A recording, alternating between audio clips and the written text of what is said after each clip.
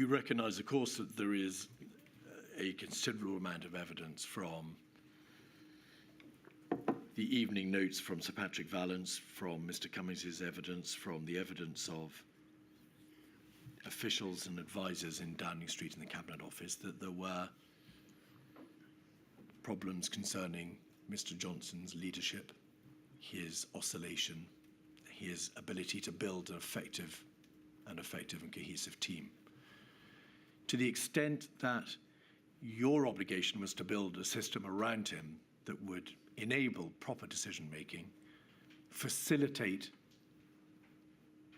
his job as Prime Minister, doesn't the fact that these complaints and these concerns continued throughout February, March, April, May, all the way through to the end of 2020 show that your attempts to build a corrective system failed?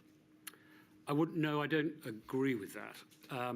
They're complaining about how he got to decisions and how he operated with his inner circle. And I didn't think there was any way I could change that. This was the way he operated. My job was essentially to create a system which insulated the rest of Whitehall. The very fact that the Cabinet Secretary has to insulate his own Prime Minister, the Prime Minister, from the rest of Whitehall is a sorry reflection of the workings of government at that level. It was a very challenging period, but as I said, my job was not to judge the way a Prime Minister makes a decision. They're democratically elected. It was to try to ensure that however they got to the decisions and however much stray voltage there was at the centre, and there was an awful lot, that the system of government worked. And I sought to try and achieve that, particularly on the big decisions the government took going into and coming out of the lockdowns.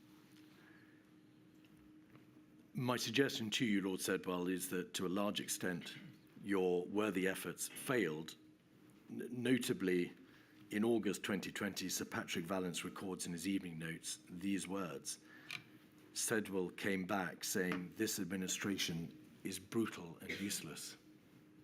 Did you say those words? I don't recall doing so, and I can't actually recall what might have prompted it, but I have no doubt, I don't doubt Sir Patrick's memory. It must have been a moment of acute frustration with something. I don't know what.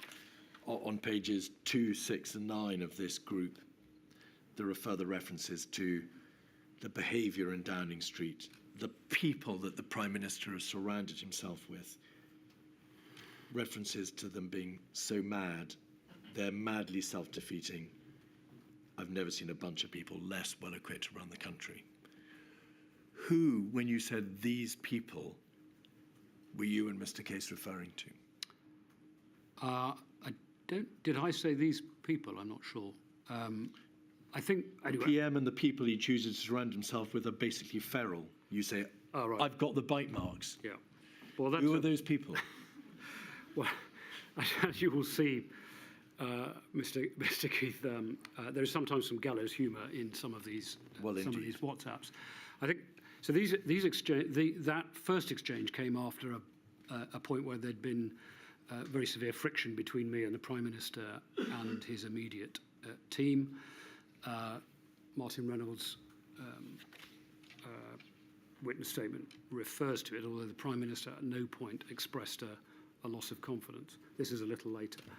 I think this is the Prime Minister and some of his immediate team. And we can take the document off the screen, thank you. And Lord Lister referred to some of this yesterday. It is apparent from Mr. Case's hesitation at taking the job of being Permanent Secretary number 10 and ultimately Cabinet Secretary that the behaviour as he perceived it and as you perceived it of people in Downing Street was positively affecting his willingness to take that role. You were aware that the behaviour, whatever it was and from whomsoever it was coming, was affecting the stability of the working arrangements in number 10 and the Cabinet Office. You were aware that it was affecting the stability of the civil service at the highest point of government. Correct. Sorry. Yes.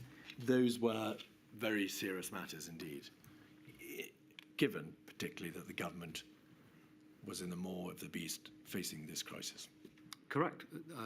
And I think you put to Lord Lister yesterday a remark from me in another WhatsApp with Simon Case, in which I think I say something like, it is difficult to get people to march to the sound of gunfire if you shoot them in the back. That is a strong statement about the institutional culture.